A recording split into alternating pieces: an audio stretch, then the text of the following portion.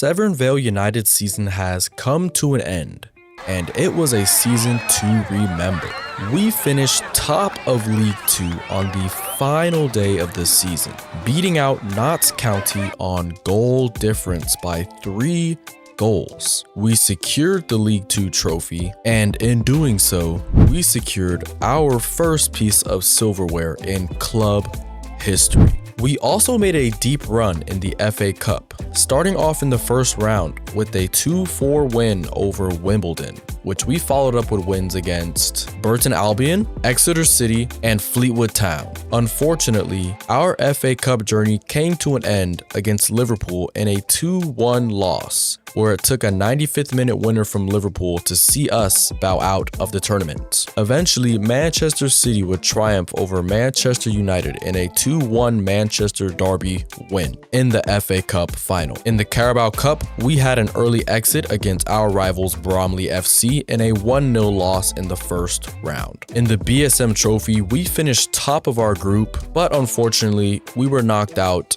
by the eventual champions Leyton Orient in a 2-1 loss. Leyton Orient would then go on to win the BSM Trophy in a 2-1 win over Peterborough. Elsewhere around the world, Real Madrid won the UEFA Super Cup in a 4-2 win. Real Madrid would then go on to win another trophy by beating out Lille in the Champions League, winning 4-3 on penalties. As for the Europa League, Lazio beat Manchester United in a 3-0 win in the Europa League. And to wrap up the European competitions, Chelsea beat Copenhagen in a 2-1 win in the UEFA Conference League. Now, while our season may be over, this series is just getting started.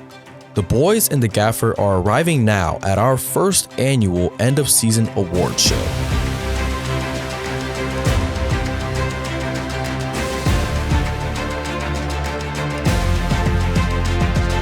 Good evening, Severn Valley.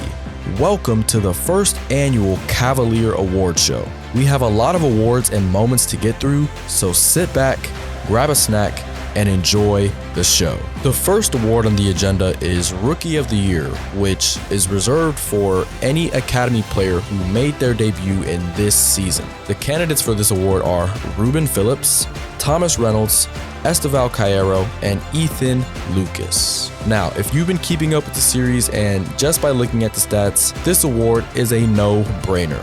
Thomas Reynolds is a very suitable runner-up, but this award is going to go to Ruben Phillips, our now starting right winger. He notched 16 goal involvements this season, 10 of which are assists, and finished top 3 in assists in the league. And he is your Rookie of the Year.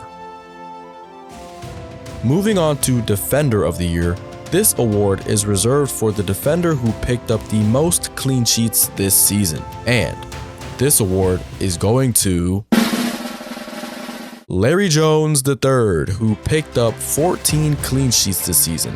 He even had one more clean sheet than Enrique, our starting goalkeeper. Give it up for the manager's son and future captain of Severn Vale United, Larry Jones III. Next up, we have Playmaker of the Year. This award is reserved for the player who picked up the most assists in the team. And drum roll please. Narrowly beating out Hector Limon, Ruben Phillips picks up his second award of the night and brings home the Playmaker of the Year award. Give it up for Ruben Phillips. What a night and what a season he is having. Next up, we have Attacker of the Year. This award is reserved for the player who had the best attacking season in the club. There are a lot of candidates for this award, including Sean Meyer, Super Sub Sean, who notched 12 goals and assists this season. He averaged 0.5 goals per game. Hector Limon, who notched 19 goals and assists this season, despite playing 26 games. And Ruben Phillips, who got 16 goals and assists after making his debut from the academy. But this award was only ever going to go to one person. Drum roll please. The winner of the Attacker of the Year award is Ronald Ochoa, who picked up 30 goals and assists this season. Give it up for that guy, Ronald Ochoa.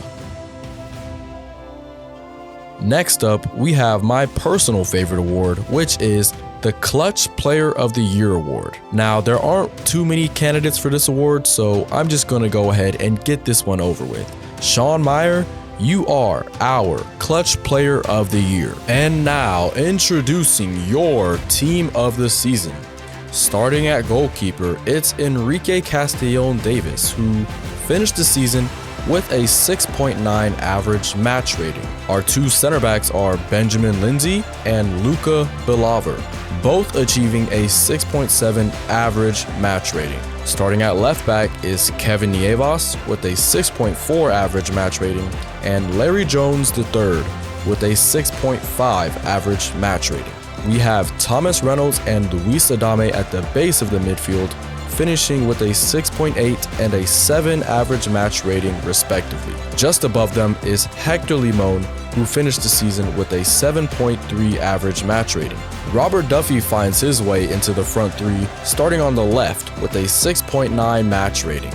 Ruben Phillips really made that right wing spot his own this season and finished the season with a 7.2 match rating.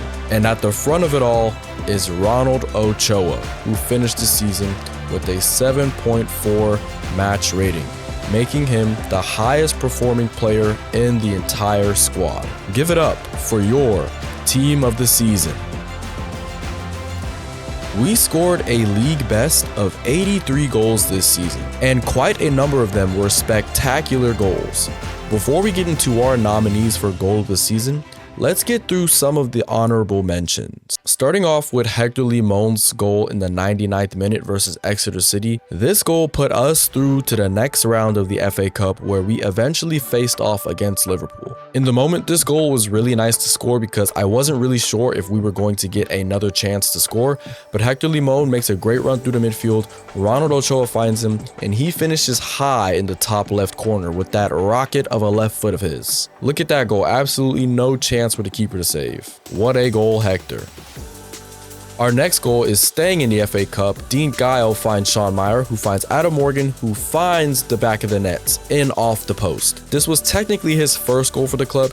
His first goal came in a sim, but this was the first goal that I scored with him, and it came in about the 4th minute of the game. What a signing Adam Morgan turned out to be. Luis Adame's goal against Burton Albion was one of my favorites in this season. It was an absolute banger from outside the box against Burton Albion in the FA Cup as well. It was off a bit of a scrappy Sean tackle turned pass, and Luis just picked up the ball, and I told him have one, and he had one.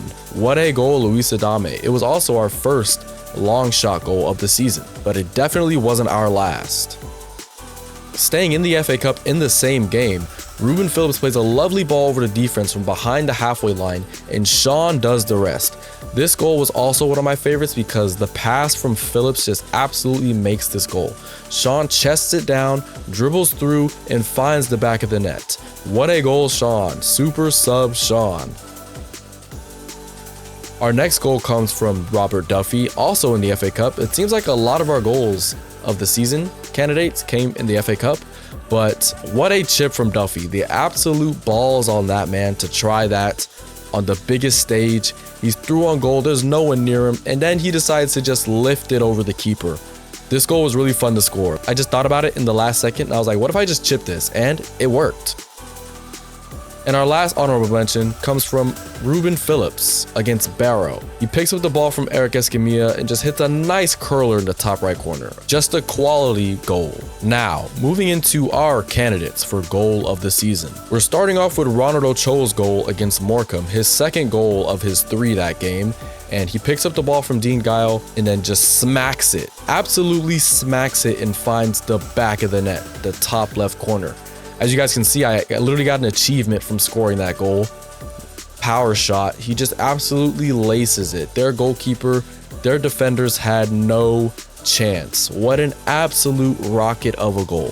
One of my favorites of the season, and it came in the final game of the season. That will not be the last Ronald goal you see, because in the FA Cup, from a pass from Luis Adame, Ronald Ochoa equalized against Liverpool. What a goal this was. The absolute vibes, the energy, just everything about this goal. Big game player. That's what Ronald Ochoa is, and was for us this season. Slots it past Allison, he has no chance. What a goal.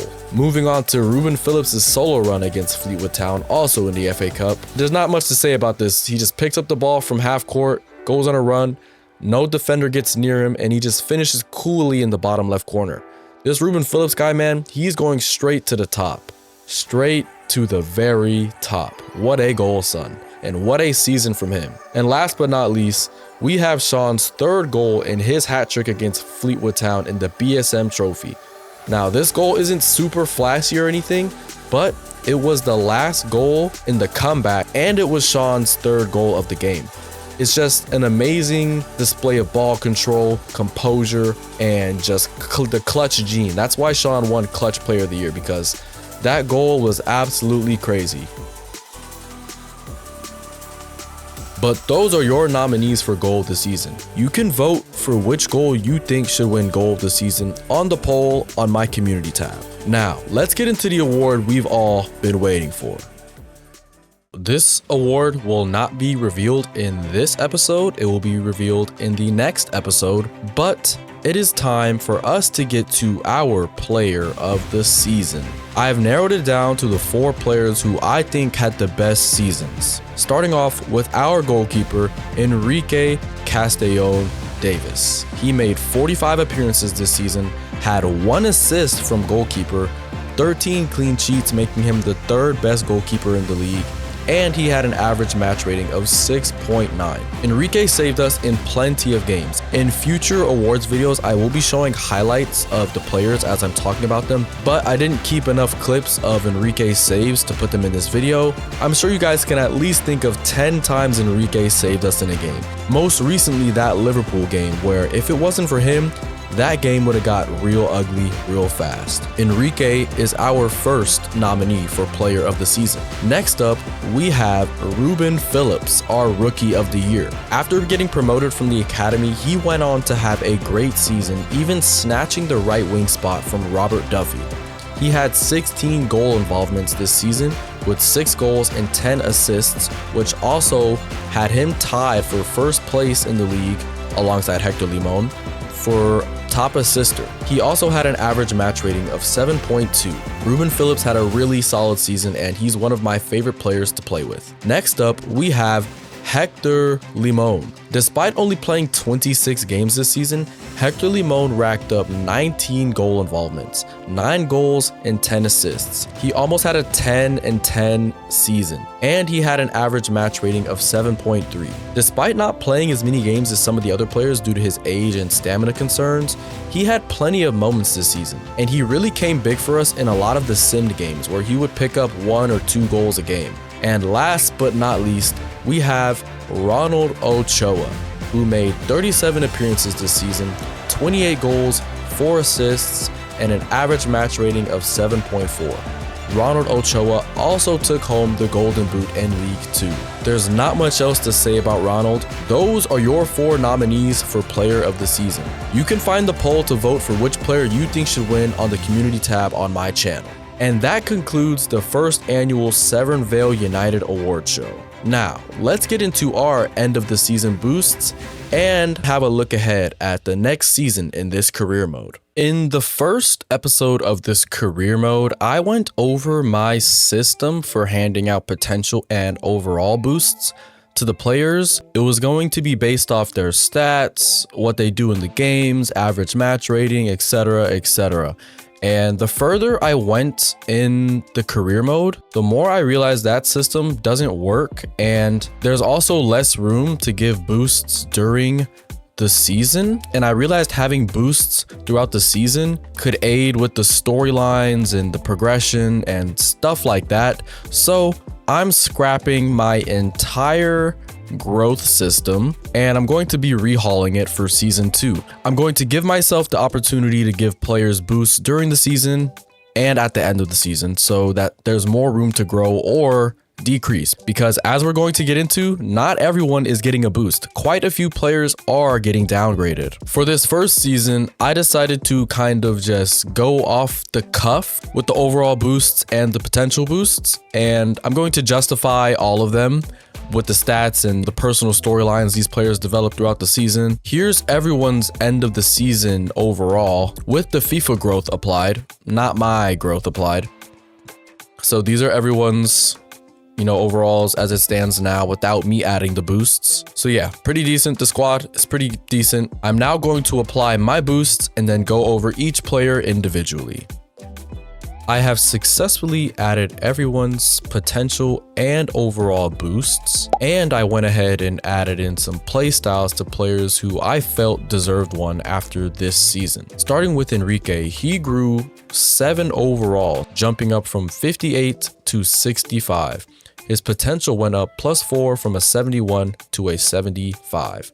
I also went ahead and gave him the footwork playstyle, combining with his 1v1 close down and cross claimer to make him an even more formidable goalkeeper for next season. Miles Tobert actually received the first downgrade of the squad as he saw a -2 to his potential and a -2 to his overall.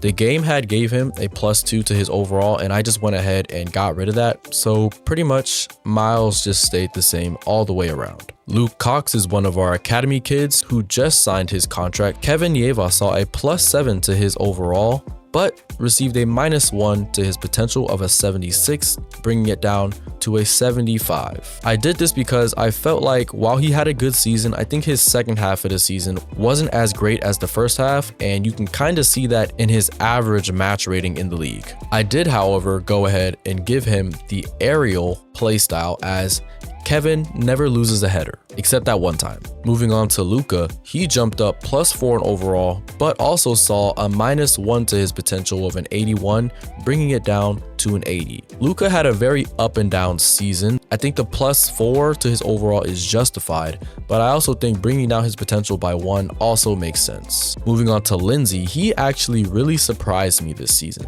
He saw a +2 to his overall, but it's his potential that got the real boost. His original potential was just a 70, but I gave him a +3 to his potential despite him being 28. He was a real rock at the back this season, our best center back by far. As for Larry Jones III, he saw a +3 to his overall, bringing him up to a 68 and a +1 to his potential, which was already an 85, bringing it up to an 86. Now, you guys might say this is nepotism, but he did pick up 4 assists from right back, and he won the Defensive Player of the Year award. I think these boosts are more than justified. Moving on to Malcolm, he saw no boost to his overall outside of what the game gave him, but he did get a -2 to his potential, bringing him down from a 76 to a 74. I thought Malcolm was solid, but looking at the stats, he actually didn't have the greatest of seasons and is lucky to escape without any major downgrades. Moving on to Eric Escamilla, he saw a +4 to his overall and a +1 to his potential, bringing it up from a 78 to a 79. He actually contributed way more than I expected him to this season, picking up 6 goal involvements in 37 appearances at CDM. Moving on to Thomas Reynolds, our other gem from the academy, he received a similar boost, picking up +4 to his overall and a whopping +5 to his potential, bringing it up from 74 to 79. He was a real surprise from the academy, really shored up our midfield, and also picked up 6 goal involvements in 46 games. I also gave Thomas Reynolds the Bruiser playstyle as I felt like that was the best playstyle to give him based on how he plays. Dean Guile saw a +1 to his potential and a +2 to his overall. Despite his limited game time, he picked up 2 assists in the league. Jesus Adame also saw a +1 to his overall and a +1 to his potential. He somehow picked up 3 goal involvements in the league in only 11 appearances. Moving on to Max, he saw a +6 to his overall, bringing him up to a 61, but he did see a -2 to his potential, bringing him down from 83 to 81. I really expected Max to feature more this season. He picked up 23 appearances in the league, but most of those were from the bench, and I really thought he would have a bigger season. Moving on to Luis, he saw a +4 to his overall and a -2 to his potential, which was an 86. While he had a decent season stat-wise, picking up 7 goal involvements in the league and 3 goal involvements in the FA Cup, he did pick up 2 major injuries this season, which is why I gave him the injury-prone trait. You can't actually see it on here, but he has it. I also went ahead and removed his flare playstyle, as I feel like since he was getting tackled so much, he may be more reluctant to pull off those flare passes and dribble moves. Moving on to Hector, he saw a +1 to his overall, but he really should have gotten more. The older players really decreased in overall as the season went on. The +1 in overall is really a lot more than that. However, I did make up for this overall and gave him a +6 to his potential, bringing it up from a 67 to a 73.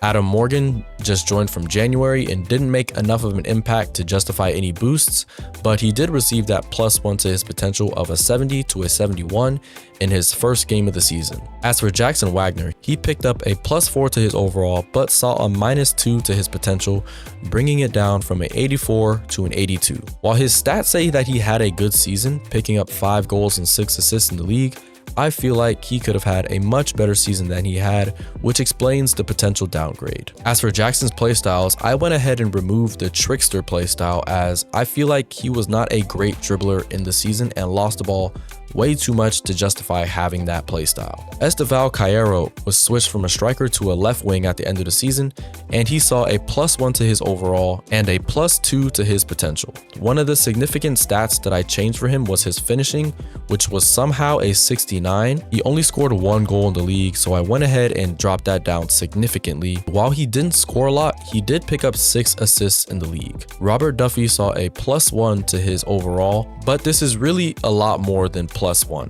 His potential also jumped up from a 64 to a 65. Sean Meyer saw one of the biggest overall increases in the entire squad, jumping up from a 59 to a 66. His potential also jumped from an 80 to an 82. I also went ahead and gave Sean the first touch playstyle, as he's pretty much a ball magnet. And last but not least, Ruben Phillips saw a +5 to his overall. Coming out of the academy, his potential was pretty low. It was a 69, and he's already hit that. But because of how he played this season, I significantly increased his potential, bringing it up to a 79. And I also added the technical and long pass playstyles. That's going to be it for the end of the season boosts. There is one more thing that I would like to show you guys before we go ahead and get into the next season. And that is to show you some of the transfer targets that I've picked out who can fill in some key areas of the team that need filling. As you all know, Ronald Ochoa is retiring at the end of the season, and that means we will only have one recognized striker in the squad, as Esteval Cairo is being changed into a left wing full-time, which means that Sean Meyer is the only recognized striker in the squad. So this summer, we're going to be in the market for a striker. We can only sign regens and youth players. So I did some scouting, and so far these were the only 2 strikers who stood out to me. We got Benjamin Van Dijk. Stats look pretty decent already. Those physicals is what really drew my eye. Like, he would be a perfect target forward striker. We might be able to score some bangers with this guy. Penalties. He's a striker, bro. He is a striker's striker. And then for our second choice, who's not as good but still looks all right and might be cheaper than Van Dijk, is Ismael Nieto, who's from Real Betis. He's definitely not as much of a physical specimen as Van Dijk is up there. Decent dribbling, decent ball control. The finishing's not the greatest. It's definitely more than all right for League One. Obviously, it looks like Van Dijk is the better prospect, but Nieto might be the better, bang for your buck. Since we spun the bad wheel and we had to wipe out our transfer budget, we are going to be a little bit handicapped in the summer unless we make some sales, which I do plan on making, by the way. Leave a comment down below if you guys know who I'm thinking about transfer listing. I'm pretty sure it's pretty obvious. Those are our 2 striker options. And then for the wingers, we've got Massimo Ricci. He looks pretty good, pretty pacey. The dribbling is what's really standing out there. And then we've got Mustafa Abdul Rahman. What a name. He looks like he is lightning fast. And he's left-footed, which I like on my left wingers. And then last but not least, we've got Azari Akacha, a Nigerian who's sitting in the free agents pool. If we do go ahead and sign him, he will take up our 1 free agent signing of the season, but he looks like he's got some pace to burn. He's probably the rawest prospect out of the 3. He is the oldest, which is a little concerning. But with a name like that, Azari Akacha, he might be related to JJ Akacha. And the pace is like, I can work with him technically, But those physicals, man, you can't train that. Let me know who you guys think I should sign for the next season. After a very successful season of us winning the League 2 title, the players are now going to head into the summer, have a bit of a rest, and get ready for the preseason before it's time for us to start our campaign in League 1. Before we go, we've got one final chapter to close this season. From our first match to our first big win, Ronald was there.